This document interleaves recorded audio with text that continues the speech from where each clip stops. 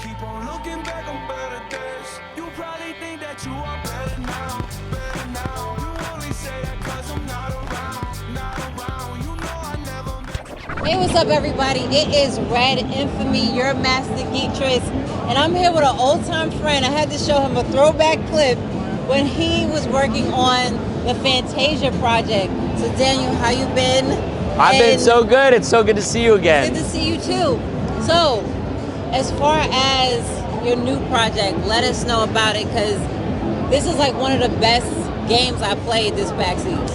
Well, so it means a lot to hear that. You know, we've had long lines all day since Thursday, Friday, all day today, and my sense is people are having a really good time, which means everything. You know, we make games, you know, with the express purpose of like bringing joy to people. This is why we're doing this. We make music games, right? And we have for a long time. You know, I've been working at Harmonix since '99. You know, I started on Frequency, and you know, I feel like, you know, in my career, Frequency sort of led to Amplitude, and Amplitude led to Guitar Hero, and Guitar Hero led to Rock Band, and then Rock Band led to Fantasia, and Fantasia led to DropMix, and DropMix led to this, and it's been this really wild road for me. And you know, I feel like every year we're taking a look at like what's happening in the world, how are we thinking about music, what do we see in terms of how people relate to music, and for me what's so special about FUSER is the degree to which I think it represents a view of like modern music culture, right? It's like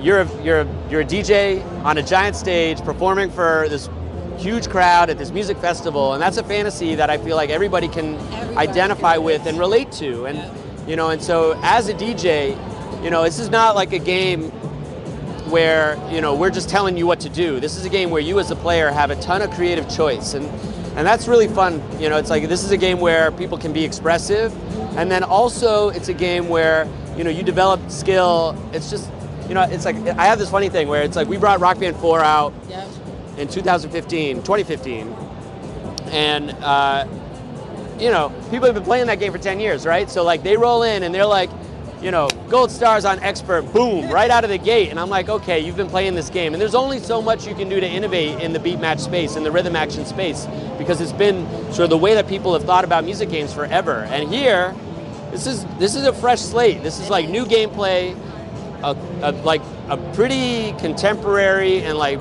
you know, modern fantasy fulfillment kind of thing. A lot of skill, a lot of performance, and a lot of player choice. I was learning right there and then.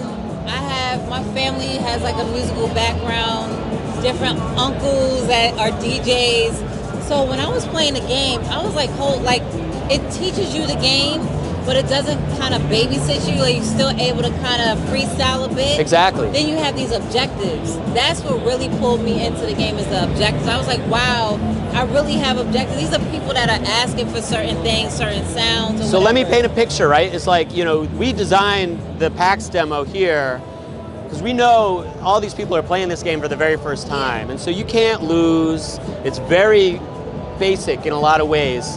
And yet we have a lot more depth with respect to gameplay and pressure, you know. So those goals and those objectives and like the crowd requests, you know, they start to come at you like kind of fast and furious. And all of a sudden you're like, all right, wait, I got to do that over here. I got to do this over here. I still want to, you know, I still want to maintain the creative integrity of my mix, you know, and all of that. It's really sort of, you're managing a lot of stuff at once, and it puts you in that same kind of flow state mindset that all of our best games do, you know, where you're just kind of unconscious. You're like doing it, but you're not really thinking about it. And that's the flow state that, you know, I feel like good games really kind of bring you to. And we've got that here.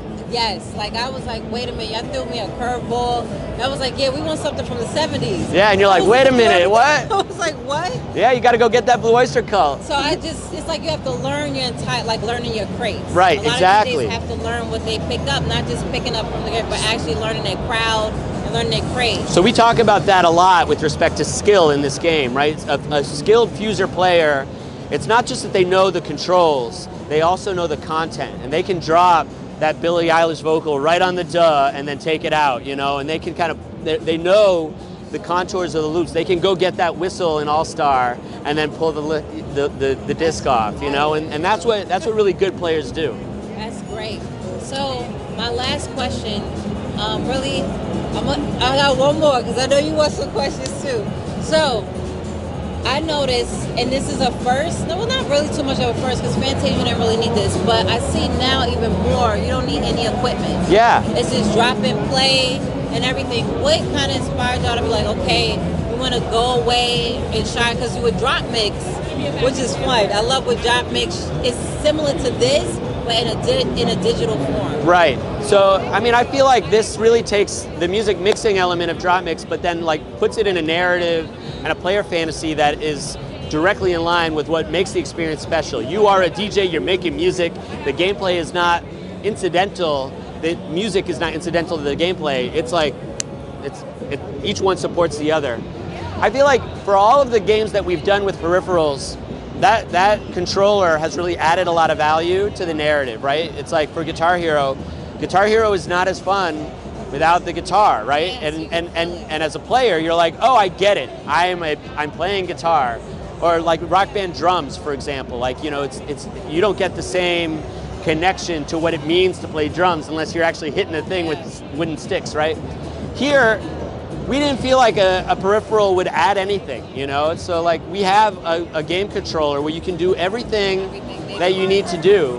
And so like, why complicate things, you know? It's like, it feels really good just to let people kind of come in clean. And, you know, and if for a moment we thought that like an extra controller would add a lot, we would have considered, but you know, in this case, you know, it's good the way it is. And I like the diversity of the songs. I Yeah. can get anything from hip hop, rock, Caribbeans, all of it. Like I could get all of that in one. I think it just represents everyone. And then that's what music is all about, just bringing everybody together. I agree, and I feel like you see that more today in people's music taste than you ever have before, because everything's available to everybody. So people have that kind of eclectic taste, and we want to represent that in the game, because, you know, to your point, I think it's fun, right? But it's also, you know, I think from a sandbox standpoint, you know, I want people to have all of these different parts to mix together with. I feel like that makes the game really fun.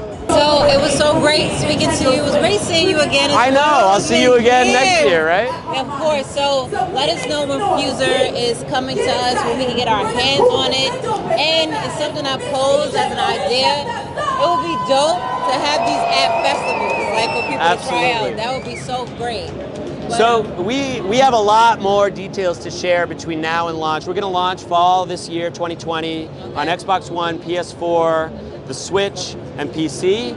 And you know what we have at PAX is just the beginning. Follow us on all social. We're on the Instagram, we're on the Twitter, we're on the Facebook, we're on all of it. Everything. And we have so much to talk about between now and fall. So we can't wait to share it all. It's going to happen. Wow. Well, thank you so much. Yeah. Appreciate it. And everybody, make sure you stay tuned to Geek Game Type for all of our PAX 2020 coverage. FUSER!